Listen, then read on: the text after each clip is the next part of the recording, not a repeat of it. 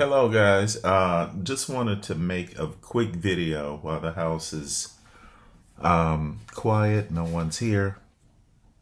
It's 7 o'clock and just wanted to talk about quickly how I got on the wrong side of the market today. All right, so when you get a chance, take off. This is the MES, by the way. We've been looking at playing MES more than oil, just because the ranges have been a little bigger. The volatility has been a little bigger. And I'll get back into that. It's not really important to what's happening. All right, so take off everything but the 4-hour chart, and here at the bottom, this is your average volume indicator. Average volume, you're going to go to studies and you're going to add, you can go to all studies and find it like this. So it's here and volume average right here. Okay. So volume average, it's a pretty simple thing. I mean, it's basically just saying, it's looking at the previous 50 bars of whatever time frame you're on and taking that volume, dividing it by 50, and this is where you get the brown line. Okay. And then obviously anything above that line is above average volume. Anything below that line is below average volume. Excuse me. So one of the big things about our strategy, one of the key components that I didn't do this morning, is you are playing the ranges that have high volume. It makes sense. We're just following behind the money. We're riding behind the wave. So it's easy to get away from this idea because sometimes you get caught up in looking at the indicators, moving average, stochastic, and relying on those telling you what the market is most likely going to do, as opposed to what is the market doing in real time. What is the market doing in real time? And that's where price and volume come into play. So that's number one. Number one, you should be looking at this. Number one, what is the market doing? So if you want a quick answer, you just come to your most recent session. This is the 3 o'clock to 5 o'clock session in MES. And that's the first question I asked myself. What is that session doing? It closed up. And is it high volume? That's my second question. And if it's above this brown line, that answer is yes. Okay. So then what we're doing is we're just riding along with this wave, these cycles, as I like to call them. Like you can see that really the first bar that had high volume buying was from 5 to 9. I'm sorry, from the 1 to 5 session. And that was on Friday, 1 to 5 session on Friday. So that was our first bar in several bars that was the first high volume buying candle, high volume up candle, right? And so typically what happens with these high volume candles is that they go on to continue. They go on to form extensions, meaning like, if this candle is say 40 points large, then it'll form another 40 points. And one tool I use to kind of gauge that is the Fibonacci extension tool. So I'll come here and I'll say, okay, well, this is a high volume bar defining this range from here to here And most likely it's going to go on to form a 50% extension. Here's this yellow line, or a 100% extension. And that's this. And it did that today. Right? Now, I'm not, at this point in time, I'm not thinking reversal. I'm not thinking, oh, this has to be the top and it's coming down. I'm just saying, I'm going here and I'm saying, okay, here's the new range that we're playing from here to here. Okay? From here, from this bottom, this open, this is the 1 p.m. session to close. And, I might wait a little bit to get into a pullback into this range or not. Like, if the risk is not bad compared to the average risk, then I'll go ahead and jump in. Like, for example, the range on this candle is 23 points wide. Okay. So then I'm going to look at the ATR, average true range indicator, and I'm going to see, okay, well, the average true range is 23 points. So I don't have to wait on a pullback here, because again, I'm risking 23 points, assuming this thing doesn't get blown out. And most likely I will get a 23-point move over the next, between now and the end of the New York session tomorrow. Okay. So if you are looking at indicators right now, all right, let's just look at that. See, this way it tells you immediately what side are you on, the right side of the market, and are you riding behind the big money? Okay, are you following the big money? Are you on the right side of the market, and are you following the big money? If you're not, you're gonna lose, because you can't go against that. All right. Every time I try to go against that, I take a plunge. So, what do I want to show you? I want to show you just indicators, how the indicators can throw you off. All right. Let me pull over. Let me do this first so you can see what I'm talking about. Now, we now know that we should be on the bullish side of the market. We should be trying to get higher highs. And we are in a high volume range. So there's a lot of above average volume right here in this range between 45.56 and 45.80. Okay. Now let's look over here. I'm gonna highlight this chart. I mean this range. Remember that. Okay. And I'm gonna pull over here a 15-minute chart, and I'm gonna put all of the indicators on there. Load entry. Okay. Let's look at this. This is the same range, only now you have your typical, you have all the statistical, all the gadgets, the moving averages, the stochastic, but you're looking at the same range that we just outlined. All right, so let's go down. Let's go first to a 1-hour chart, or let's look at it from a 4-hour chart. Okay. Well, even on this time scale, it's consistent with what we're doing. But earlier, the mistake I made was looking here on the 15-minute chart.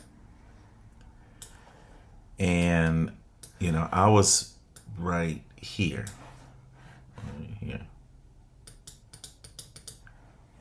Like looking here and trying to get these short entry moves.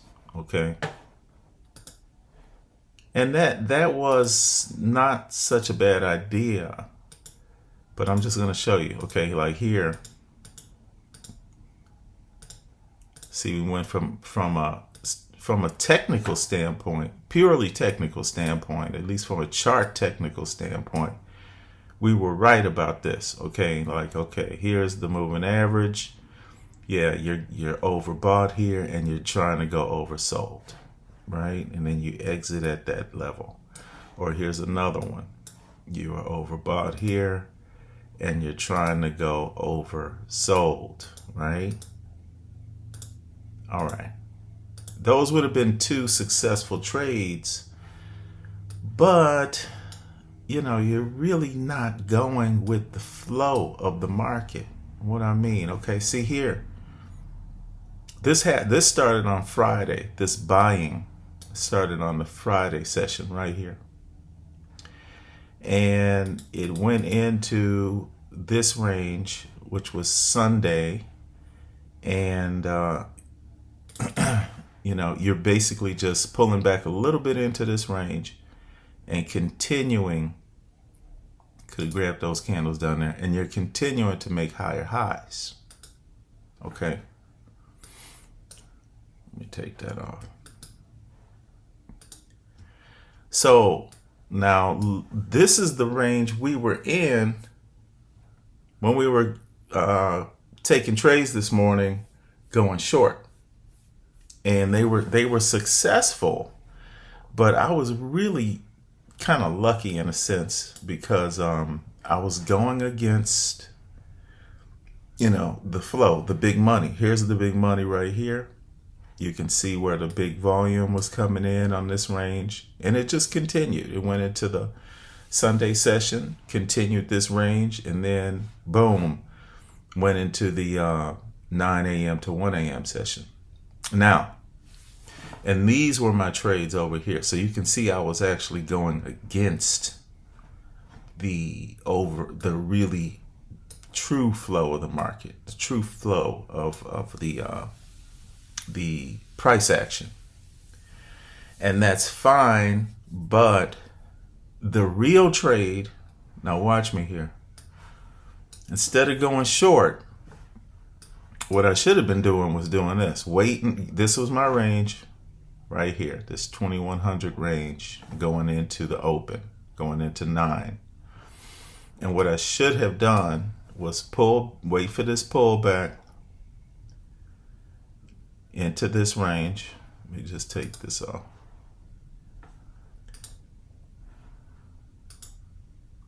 Okay. So what I should have done, instead of going short against the flow of the market, I should have waited for this pullback, like right here.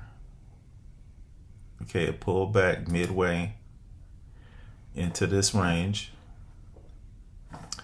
And I should have then, went long with the flow of the market. Okay, so I would have really done much better. If I had gotten in, say here, okay, and my stop, and I was only risking 12 points, and then, you're going for the high. You're going for this. You're getting in here. You're getting on the bus here, but you're really trying to get this, the extension. All right, so I would have risked 10, 12 points. And then by the end of, say 11, most of the move is done by then. I would have made 27 ticks. So that was a 2-to-1. And then, if I had hung in there to now, you can see over here what we're doing. You would have had your stop loss now here. Let's move our stop loss here. Right below it, not right under it, not in it. Give it some room, and we would have still been in. Okay, so we would have gotten in here with the 12 tick risk, and you'd still be in this trade right here with a 36 point gain. Okay, and so the lesson is, Go with the money. Go with the big volume money. Okay. Like, last week, after we put in the weekly high right up here. Okay. You put in a weekly high up here at 46.30, and what the market started doing? Selling off. So you would have been shorting in here. You see how it pulled back into that range, but it didn't break it. So you would have been shorting that, and you would have had a tremendous, like a massive profit right here. Now that shorting cycle, that bear cycle is over right here. That's when they started buying up again. Now, where could it go? Let's look at the weekly range. Here's last week's high. This is last week's low. Okay, so it can go back up here. That's the flow we doing. We making higher highs. 1, 2, 3, 4. 4 weeks of consecutive highs is not impossible. It could easily get back up to there, but we can't really bank on that. It could pull back before it goes up there. So the mistake that I made was kind of using the indicators to determine entry. Like I'm looking at back to my entry chart. Okay, I'm looking at my mistake, and what I was thinking was, the moving average, 200 period moving average is here, and I'm gonna take a trade short because the moving average is going lower. Wrong. First step should have been, where's the money moving the ball? Who has the ball right now? Okay. And ever since Friday, it was the bulls that had the ball. And even going into this morning's session, I had a range, this range, the 2100 range. Wasn't high volume, but it still held up. You can see they tested, but it still held. So I would have been risking less by flowing with the money. Yes, the indicators are late indicators. That's part of the problem. But you can see here, like the faster moving averages, the 20 and the 50, were already crossed over. Now the 200 was late to the party, and if you were going on the 200 like I was, you were shorting the market, which is not correct. We should have been going long, and that really that happens. That's a classic mistake. So first in your analysis, we're looking at where we're looking at the big ranges, like the weekly range, like we have it. We're oriented now. We have a previous week high, previous week low, and we're steadily making higher highs on high volume. So going into New York Open tomorrow, the anticipation is that this here will continue. So you'll have a high volume bull candle, high volume bull candle, another high volume bull candle, another high volume bull candle, and you want to think in your mind that infinitely going until otherwise. It could go literally through this previous week high in one session. That's why it's super important to keep on the right side of it and never try to predict it. Don't be like, okay, well, it's up at the high, it's got to reverse now. No, it could go right through there and just straight up to 4,700 in 1 or 2 sessions. So, and waiting for the pullback is a good thing, but don't let that be sometimes it doesn't pull back. So you just have to base it on risk. Is this session super huge? Okay, like if this bar were, say, a 40 tick bar instead of a 20 tick bar, like the average range is 20 ticks, but let's say that bar was 40 ticks, then I would wait for a pullback. I would wait because that's going to reduce my risk. So I hope that makes sense.